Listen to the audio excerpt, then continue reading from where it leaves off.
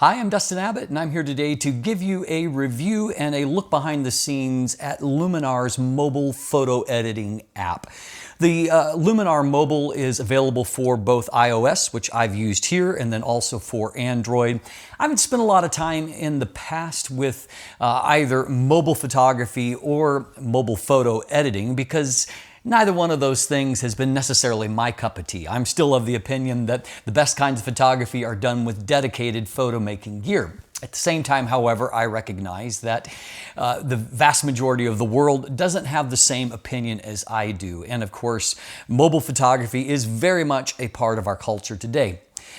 This past summer, I was on an extended road trip, and I had determined, because I had bought the year before, I bought an iPhone 15 Pro because I wanted just a little bit better photo making potential and the ability to get native raw images and to see how those would be for manipulating as B-roll, which I sometimes use my phone for, or just having something to at least get photos on the fly. But I had an opportunity because I was taking some photos along this road trip and then also having some long hours spent in the passenger seat, where I began to see what was available as far as photo manipulation and editing on the fly. Now, in years past, I've reviewed a number of Skylum's Luminar products and various iterations of their desktop software, but I'd never spent any time with their mobile software before. And so I found that I actually quite liked what I could do there and was surprised by how much you can accomplish in an app these days. Things that just a few years ago would require you definitely to have a desktop-based app, things like Photoshop, and the ability to even do some things that we couldn't hardly do very good in Photoshop even a few years ago. For a long time, Luminar has been leaning into AI, and obviously that has served them well, as I believe that they are ahead of the curve in some ways when it comes to the amount of things that you can do and the AI assistants to help to edit and to manipulate your photos. So today we're going to dive into some of the various aspects of the things that you can do, and I'll give you some screen recording, looking behind the scenes of what I'm doing, and so you can see it for yourself. And we'll explore whether or not this app is something that you should consider for your mobile photography. Let's dive in, let's take a look. So the first area that we will explore is just the idea of what you can do in terms of the basics. And so first of all, I was interested in seeing, I'll open up a photo that I took recently in Florida, and you can see this shot of the morning ocean that I was interested in seeing what the very first slider you get to, which is just basically an AI assist, what you can do. Very simple. It's just a wheel that you rotate back and forth with your finger, and so you can adjust the amount of kind of just AI manipulation or AI editing that comes in doing that. And you can accomplish a fair bit of improving the look of your photo with just that alone. But if you want to dive in deeper, you have a full range of various possibilities of things that you can cover. You have more advanced controls that give you control over the levels, the curves, contrast, exposure, your color details, the ability to edit the depth of the photo, to manipulate the details itself, to go into the color balance, all of those various things, a broad range of control, and all of it is designed to where you can simply do it with a fingertip. And so as far as the implementation, it works well, and best of all, with all of these manipulations all throughout, you have a real-time feedback on what you're doing and the ability to have a history there to go back if you don't like the way that things are turning out. And so a pretty good depth of control there that definitely goes beyond what the included, iOS type controls would have in my iPhone. Now, another area that Luminar has been famous for in the past is their use of presets and the ability to go through a broad range of presets that give a predefined look. And as I went through that, I found that there are a total of 34 different filters as of the date of this review, and each one of them is completely scalable. You can go through and determine whether or not you want to have a strong amount of the effect or a weaker amount of the effect. And then, of course, you have the ability to go in beyond that and to tweak the look of the photo more individually beyond that. And so a broad range of different presets, all bearing a unique name, and so you can remember what they are.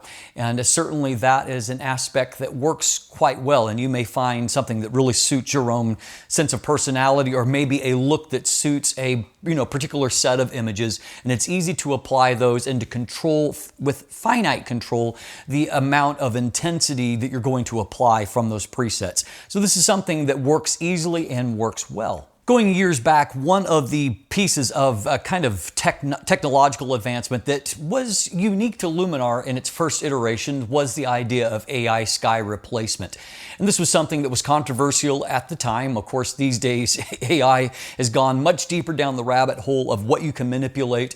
And, there's some debate as to whether or not it's doing this is ethical or real photography. I will say this, when it comes to mobile photography, there is so much digital manipulation that's already going on in the process of taking images. I'm a little less vexed over it on this front. But what you do have the ability is the ability to easily go through their own presets and to apply different skies. And what I found in this process is that the AI edge detection is just getting better and better. And it happens really, really quickly. First times that we did the sky removal, it would be a slower process, but now it's basically instantaneous. The edge detection is very good, but you do have the ability to manipulate those edges. You have the ability to tweak the lighting to make sure it all works with the image. And what's more, you have the ability even to upload your own sky textures. And that can be a really interesting application, because if you're intentionally looking for opportunities to maybe capture a really unique sky, you take pictures of those, you add them to your own collection, and it just gives you more unique options that will give you your own look to images, and so it doesn't look necessarily like everyone else that's using those same Luminar presets. And so it is something that is really well executed. It's there, you don't have to use it if you don't want to, but it certainly in the right setting can add some pizzazz to images. You've probably all seen ads at some point for, one phone or another that shows the ability to just magically remove objects from it. And of course, those ads would lead you to believe that all things are possible when it comes to quick and painless object removal. In reality, none of them quite work to that same level, as you might expect.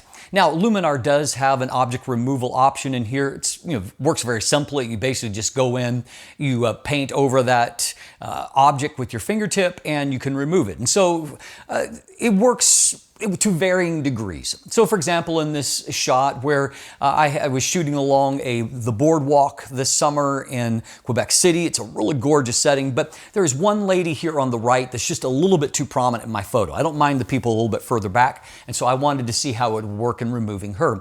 And you can see that it removed her no problem, but it's a little bit kind of messy in the bench that was behind her. Go back for a second layer and it cleans up a bit. It's not going to be flawless, but probably good enough that most people aren't going to notice. Now, if I went to a even simpler setting, and in this particular shot, let's say I wanted to remove the reflection of the lights out of the window, I can go and I can paint that area, and it's pretty much instant and flawless, no problems with that. However, if I try to manipulate something more prominent and more complicated in the scene, like the A on the table itself, you'll see that that doesn't work nearly as well. And if I go back and try to clean it up in subsequent passes, I can get it better, but it's never really going to be flawless. And so object removal does work, but within limits and within reason. So just know realistically that you may not be able to perfectly remove all of those ex-boyfriends and ex-girlfriends out of your old photos. One other area where you can really tweak things is when it comes to portraits. Now, obviously, you have all of those same basic degrees of editing that we have already examined previously, but when it comes to portraits, you have a few different options there. First of all, you can go through and you can manipulate the basic things with the lighting and the background and things like that, but you can also go in and you can deal with things like skin blemishes. You can do a little bit of manipulating to the shine or the amount of detail that's on the face, and you even have some degree of some body shaping that is a part of the app. Now, obviously, you need to exercise some caution when it comes to that, and you're not going to have quite the degree of control you would have in something like Photoshop, but you do have the ability to go in and do a little bit of body morphing to, make yourself look a little bit more Instagram worthy. But at the end of the day, what matters more to me is that I was able to do just kind of basic portrait edits and end up with an end result that I liked better. I didn't love the lighting of this portrait shot to begin with, and I like it much better after going through the editing process with Luminar. So finally, what about the price for this app? It is not a free app, and so it's available either on a subscription or through a one-time purchase. You can get it in subscription for $4.99 a month, or a little bit cheaper at $19.99 for 6 months, or $29.99 for the year. There is a lifetime purchase of $59.99. And with all of those things, you can get them cheaper. It being Skylum, they run frequent promotions and sales. You can always get those cheaper if you watch out for deals. In fact, there is a discount code available right now in the description down below. So it is, I would say, reasonably priced. It's certainly not a deal breaker. And I will also note that if you're interested in their products more broadly, if you get one of the perpetual licenses to their desktop software, it often will come with the mobile app included in that one-time purchase. And so if you're interested in working on a couple of tiers, and by the way, you can go back and forth with images. You could start editing something on mobile, and you can then go to the desktop and complete the work there. And so they do work pretty seamlessly through the cloud in that regard. But just be aware that you can get them get this app at a reasonable price if you kind of pay attention on how to do it. So the question is then, should you buy the app? And obviously that's going to be a personal decision. I will say this.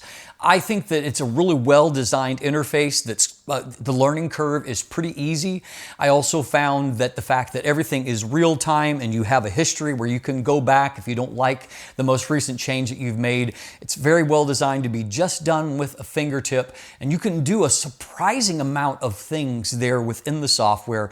And so I do think that it's a very well-executed app that goes far beyond what your basic iOS or Android controls are going to allow you to do. So you'll have to determine whether or not you would use such an app enough to, to pay for it. But I do think that you're getting good value within the app itself. It's well designed, well supported, and they do, updates, firmware updates that give you, or I should say software updates that are giving you, more capability and more features that are added over time.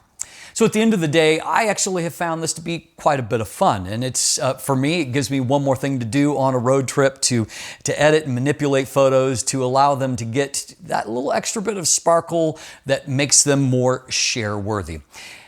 If you want more information, you can check out the link in the description down below. As always, thanks for watching. Have a great day, and let the light in.